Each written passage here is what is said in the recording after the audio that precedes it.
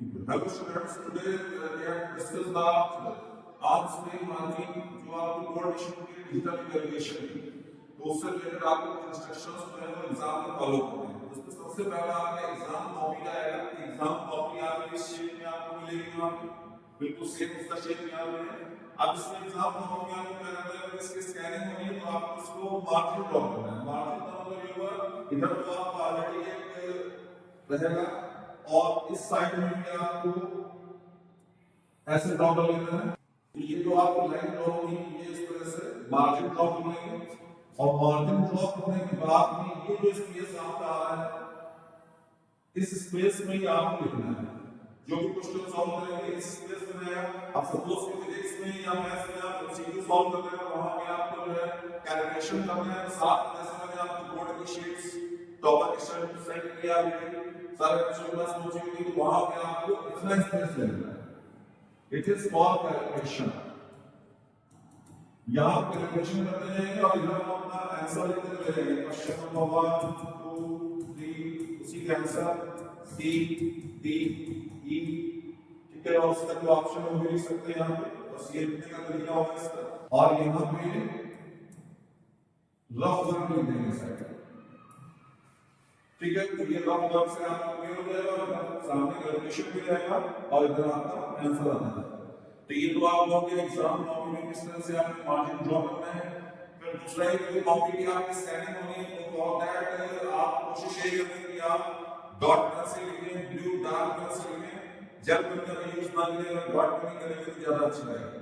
और साथ ही साथ में जो डायग्राम ड्रॉ करना है वो भी अब आपको पेन से ही करना है, क्योंकि हो सकता है मे कि अगर कभी स्कैनिंग होती है और आपकी पेंसिल वाला डायग्राम अच्छे से वहां पे नहीं आ पाया, उसके मार्क्स आपके कट हो गए, तो इसलिए आपको डायग्राम भी पेन से ही ड्रॉ करना है।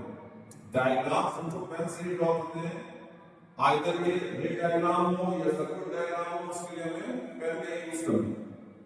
फिर उसके बाद में जो आते हैं तीसरे पॉइंट में कि अगर दो क्वेश्चंस आप सॉल्व कर रहे हैं तो दो क्वेश्चन के बीच सॉल्यूशन के बीच में एक स्पेस होना चाहिए। जैसे कि आपके सेक्शन ए सारे क्वेश्चन यहां पे आ रहे हैं, अब आप सेक्शन बी का कोई क्वेश्चन स्टेट करना है तो एक लाइन को आप छोड़ दीजिए गैप और फिर यहां से आप सेक्शन बी स्टार्ट करें।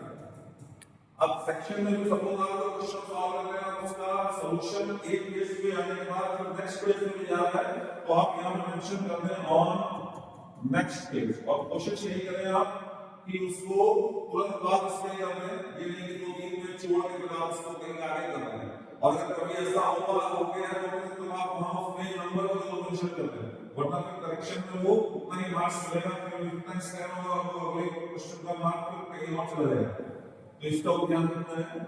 फिर इसमें कोशिश नहीं करनी कि सारे सेक्शन के जितने भी पार्ट्स हैं वो एक जगह पे करें। जैसे कि हम एमसीक्यू कर रहे हैं तो हमने 2 पेजेस ले लिए, तो उन 2 पेजेस में हम एमसीक्यू के सारे आंसर अपने एक जगह पे लिख लें। उसके बाद में हम ऐसा नहीं करें दूसरे वाले क्वेश्चंस को लें।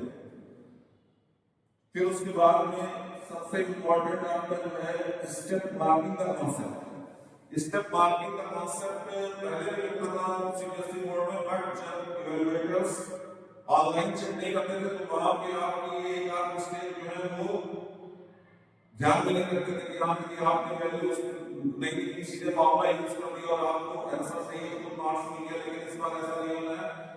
स्टेप मार्किंग का मतलब ये है बोर्ड जो अपना मार्किंग स्कीम प्रोवाइड करता है उसके अकॉर्डिंग मार्किंग होगी और उसका क्राइटेरिया एक अलग है। इसका क्राइटेरिया ये है, अब बात करते हैं हम लोग स्टेप मार्किंग। स्टेप मार्किंग में क्या है, जैसे कि सपोज करते हम एक क्वेश्चन लेते हैं कोई भी, फाइंड द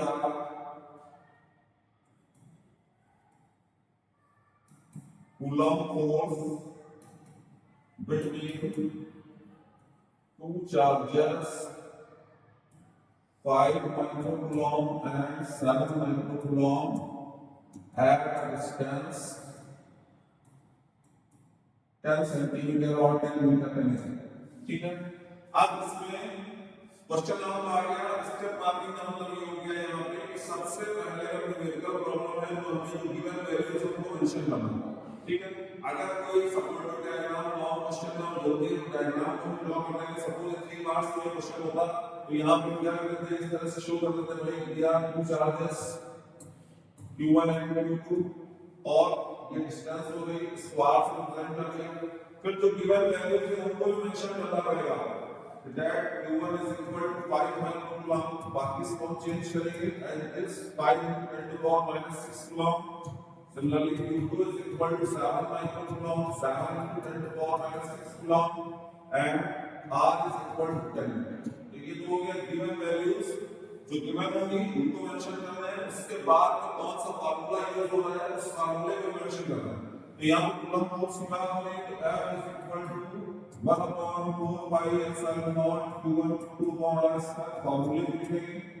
फार्मूले को लिखने के बाद में नेक्स्ट स्टेप में क्या करना है, अब हमें वैल्यूज को प्लेस करना है, सही से प्लेस करेंगे इनको।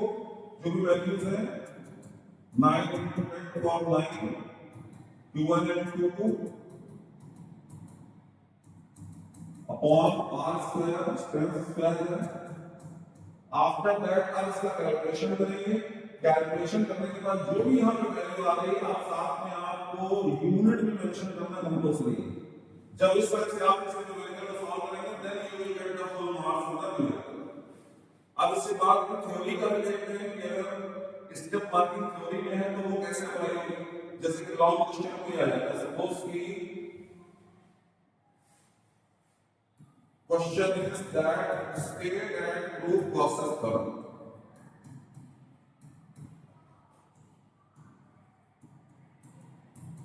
तो यहाँ पे सबसे पहले Gauss's theorem की बात आएगी और फिर हम क्वेश्चन को ध्यान से पढ़ लेंगे स्टेट एंड प्रूफ। क्वेश्चन को ध्यान से पढ़ना बहुत जरूरी होगा। थ्योरेटिकल क्वेश्चन में क्योंकि ज्यादा लॉन्ग क्वेश्चन में क्या होता है कि एक लॉन्ग क्वेश्चन के साथ एक साथ में उसकी कुछ जरूर लगी रहती है, कुछ ना कुछ अलग से पूछेगा जो साथ में पढ़ा रहेगा और उसको हम नेगलेक्ट कर देते हैं तो मार्क्स आपका कट होगा अगर आप उसका आंसर अलग से नहीं देंगे। तो यहाँ पे इसका स्टेट एंड प्रूफ प्रोसेस करेंगे। सबसे पहले स्टेट का मतलब हो गया स्टेटमेंट लिख देंगे हम। तो स्टेटमेंट में पता है कि that flux equal to q upon epsilon not होता है। उसके बाद में अप्रूव करने के बाद प्रूफ रेटिंग कर लेंगे और प्रूफ में फिर हमें क्या करना है, डायग्राम ड्रॉ करना है। जिस तरह से डायग्राम ड्रॉ करते थे डायग्राम ड्रॉ कर लेंगे, सर्कल्स ले लेंगे और प्रॉपर डायग्राम ड्रॉ करने के बाद में फिर उसके बाद में प्रूफ के स्टेप्स करेंगे। ठीक है, जो भी हमारे स्टेप्स होते हैं पहले हम इलेक्ट्रिक फील्ड निकालते हैं, फ्लक्स फाइंड करते हैं, तो वो सारे स्टेप्स यहां पे करना है। तो कहने का मतलब ये है कि थ्योरेटिकल क्वेश्चन अगर आ रहा है तो वहां पे भी हमें देखना होगा कि कितना पूछा गया है, हर चीज को स्टेप वाइज करना होगा। डायग्राम है इसमें मैक्सिमम कंपलसरी होता है लॉन्ग क्वेश्चन में डायग्राम ड्रॉ करना होगा और साथ में इसी और कोई क्वेश्चन जुड़ा होगा, सपोज कोई न्यूमेरिकल जुड़ा है या कोई और थ्योरेटिकल पार्ट पूछना है तो उसको अलग से भी आंसर देना है। सेकंड पार्ट करके उसी में कि इसका भी आंसर साफ होना चाहिए, तब स्टेप मार्किंग के अकॉर्डिंग आपके स्टेटमेंट का मार्क आपको अलग मिलेगा, डायग्राम का अलग मिलेगा, प्रूफ का अलग मिलेगा, प्लस जो एडिशनल है उसका अलग मिलेगा। अब एक और दूसरी प्रॉब्लम है कि अगर मैथ स्पेशली वो मैथ के नंबर में आ सकती है कि अगर कोई ग्राफ प्रॉब्लम नहीं आता है, जैसे कि मैथमेटिक्स में लीनियर प्रोग्रामिंग प्रॉब्लम एलपीबी का क्वेश्चन आता है, वहां पे आपको ग्राफ ड्रॉ करना होता है। तो ग्राफ केस में सबसे बड़ी हमें ये करना है कि अगर हमें न्यूमेरिकल सॉल्व भी करना है और उसका ग्राफ ड्रॉ करना है तो ग्राफ पेपर को हमें ब्लैंक पेज पे पेस्ट करना है। सपोज लेफ्ट वाले पेज पे आपने कैलकुलेशन कर ली और अगर आपके पास स्पेस है और तब तो आप कर सकते हैं कि मान लीजिए थोड़ा सा कैलकुलेशन जहां पे आपका ग्राफ पेस्ट होगा उस जगह पे कुछ भी रिटर्न नहीं होना चाहिए, बिल्कुल ब्लैंक स्पेस में ही पेस्ट होना चाहिए। और अदरवाइज स्पेस ओवर होता है, आप एक पे कैलकुलेशन कर लो और नेक्स्ट वाले पेज पे ग्राफ को पेस्ट कर दें क्योंकि कॉपी स्कैन होगी। अगर आपने ग्राफ को पेस्ट नहीं किया अलग से और साथ में उसको टाइप किया तो हो सकता है वो धोखे से स्कैनिंग में ग्राफ और क्वेश्चन कंबाइन हो जाए और आपका वो इवैल्यूएशन ना हो। तो इसलिए ग्राफ पेपर को आपको बिल्कुल अलग से यूज करना है और उसको ब्लैंक पेज पे ही पेस्ट करना है।